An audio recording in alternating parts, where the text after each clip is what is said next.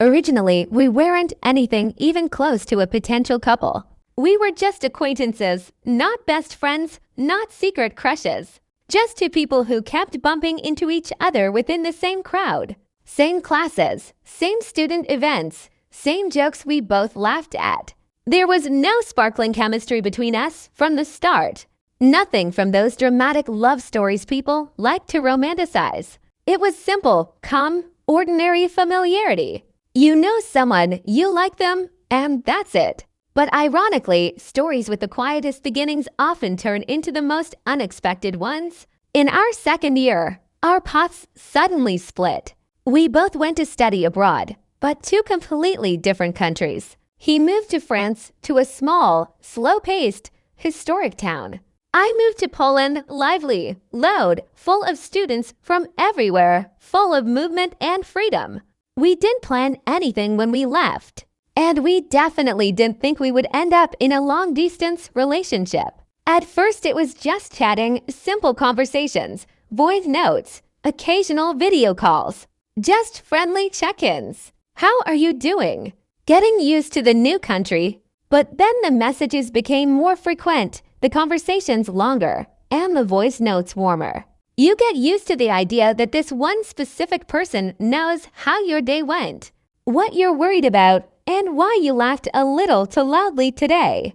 And one day you realize, this connection turned into something more than just a friendly habit. That's how we started dating, long distance. Completely illogical, completely unplanned, yet somehow it felt right at that moment. How did we feel about this format? Honestly, very differently. He didn't love it. I think most guys don't feel excited about relationships that exist mostly on phone screens, occasional trips, and endless chats. They need physical presence, shared everyday moments, someone next to them. And at that time, I genuinely believed that if love is real, the distance doesn't matter.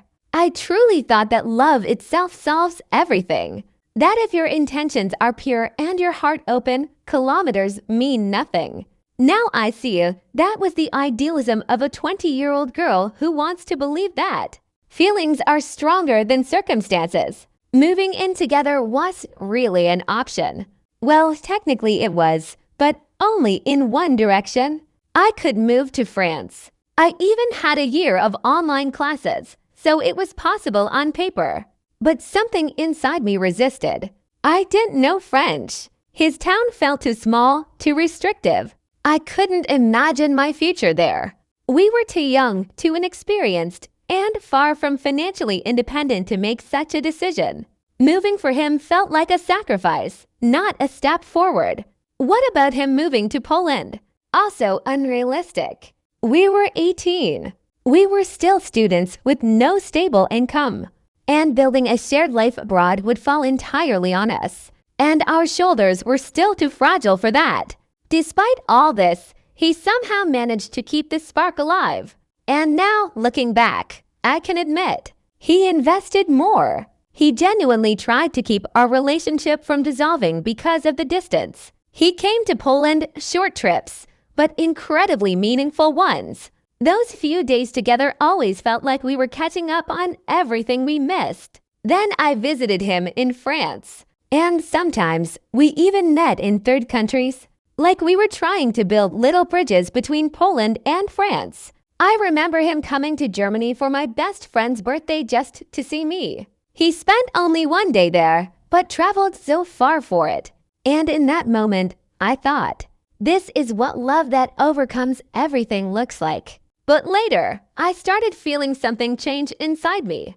My feelings began to cool down, and strangely, the distance wasn't to blame. It wasn't the kilometers that broke us. It was something else. Maybe growing in different directions. Maybe realizing our values didn't align perfectly. Maybe understanding that our visions of the future weren't matching. In the end, everything ended quietly, almost peacefully. No drama, no big emotional scenes. We simply let go of something that was naturally reaching its end. We stayed on good terms. Not friends, a friendship requires closeness and regular communication, but those kinds of people you can still rely on. If I truly needed something, I knew I could text him.